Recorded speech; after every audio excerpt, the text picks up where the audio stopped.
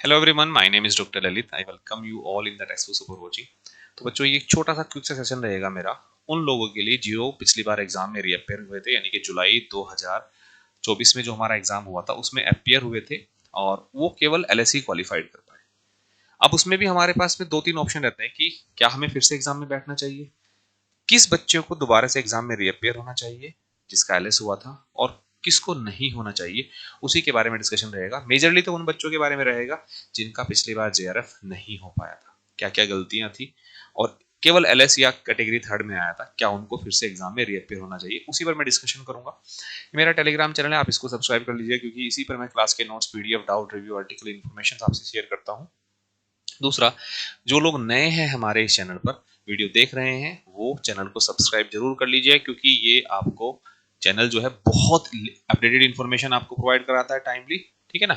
और updated information के साथ साथ में फ्री लेक्चर्स भी आपको यहाँ मिलते हैं। ऑलमोस्ट अगर आप लोग देखोगे पिछले साल में हमारे जो है इतने लेक्चर्स डिलीवर हुए हैं free with the best content. आप जाओ, जाकर सर्च करो, सब कुछ आपको मिल जाता है। टाइमिंग की मैं बात करता हूँ, मेरी जो फ्री क्लास की टाइमिंग रहती है, शाम को 6 बजे मैं यूट्यूब पर मिलूंगा आपको, और रात को 10:30 बजे मैं आपको टेक्स्ट बुक ऐप पर मिलूंगा। दोनों क्लास कंप्लीटली फ्री है।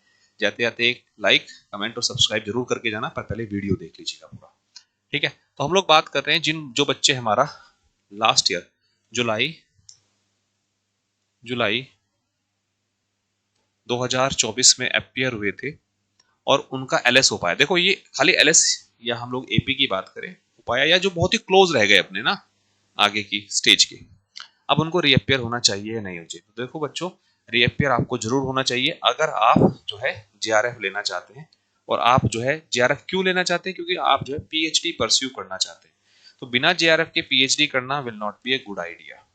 दो तीन चीजें हैं उसमें, क्योंकि विदाउट जेआरएफ अगर आप पीएचडी करते हो, क्योंकि बहुत सारी यूनिवर्सिटीज हैं, बहुत सारे ऑर्गेनाइजेशंस हैं हमारा, जो केवल आपको एलएस के बेसिस पर पीएचडी अलाउ कर देते हैं। पर दिक्कत कहाँ आती है इसमें? दिक्कत आती है फेलोशिप की। इस केस में अगर आप पीएचडी के लिए ट्राई करते हो तो दिक्कत आपको आती है फेलोशिप की। फेलोशिप नहीं मिलेगी, फाइनेंशियल इंडिपेंडेंसी नहीं आएगी आपके पास में, और आज के टाइम में फाइनेंशियल इंडिपेंडेंसी होना बहुत जरूरी है, ठीक है।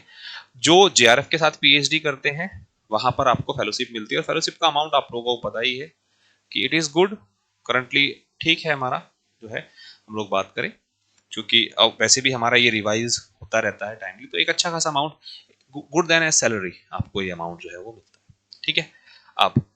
अब जिनका एलएस कैटेगरी में क्वालिफाइड हुआ था, बाकी कैटेगरी में क्वालिफाइड हुआ था, अब वो जेआरएफ के लिए अपियर होना चाहते हैं, उनके लिए ना एक गुड न्यूज ये भी है कि उनको ना शुरुआत से शुरू नहीं करना। बस कहाँ उन्होंने गलतियां की थी, किन किन चीजों पर उन्हें ज्यादा फोकस करना था जिस पर नहीं कर पाए, अब वो गलती सुधारने का मौका उनके पास में। तो आप लोग क्या करिएगा, आप लोग सबसे पहले अपने वो टॉपिक्स को निकालिएगा जो टॉपिक्स आपके वीक हैं, लास्ट में जो आपके वीक रह गए थे, जिन पर आप क्वेश्चन नहीं बना पाए थे, उन टॉपिक को निकालिएगा। और उन टॉपिक को निकालने के बाद अब उनके पीवाईक्यूज निकालिएगा, ठीक है ना, क्योंकि PYQs will give you the right idea कहां से कैसे कब क्वेश्चन जो है हमारा पूछा जाता है, तो वो एक सही आइडिया आपको देते हैं। पीवाईक्यूज निकालिएगा, और पीवाईक्यूज को आंसर जानने के लिए रीड मत करिएगा, पीवाईक्यूज को कंसेप्ट जानने के लिए रीड करिएगा कि जो कंसेप्ट है वो कितना डेप्थ में पूछा गया है, कंसेप्ट की डेप्थ क्या है, ठीक है ना। बहुत सारे बच्चे क्या करते हैं, पीवाईक्यू से उनका मतलब केवल बस हमको आंसर मिल जाए, दैट्स इट। नहीं, केवल आंसर नहीं जानना है हम लोगों को ये भी जानना है कि जिस कंसेप्ट से क्वेश्चन पूछे जा रहे हैं उसकी डेप्थ क्या है, ताकि नेक्स्ट टाइम अगर वहां से क्वेश्चन आता है तो हम लोग एटलीस्ट उस डेप्थ पर रहे ना। अब वो डेप्थ ही हम लोग नहीं जान रहे हैं तो फिर कैसे क्वालिफाइड करेंगे। तो दूसरा, पीवाईक्यूज के साथ साथ में अब कुछ गलतियां हमारी ये भी हो सकती हैं, हमने टाइम शायद ठीक से मैनेज नहीं किया होगा, टाइम मैनेजमेंट। तो आप लोगों को ये भी ध्यान रखना है कि और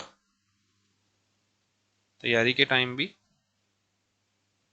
और साथ साथ में एग्जाम के टाइम भी आपको दोनों टाइम पर टाइम मैनेज करना है, क्योंकि आप इस बार जेआरएफ के लिए टारगेट कर रहे हो। और इस बार अगर आप जेआरएफ के लिए टारगेट कर रहे हो तो आपका एक मोटो जरूर होना चाहिए, रैंक। हालांकि वैसे रैंक ज्यादा मैटर नहीं करती सीएसआई नेट में, पर फिर भी अगर 1 to 10 रैंक आपकी आती है तो एक तो अपनी ही वैल्यू है, दूसरा आप जो है एक नॉर्मल फेलोशिप की बजाय आप एसपीएम के लिए भी जा सकते हैं।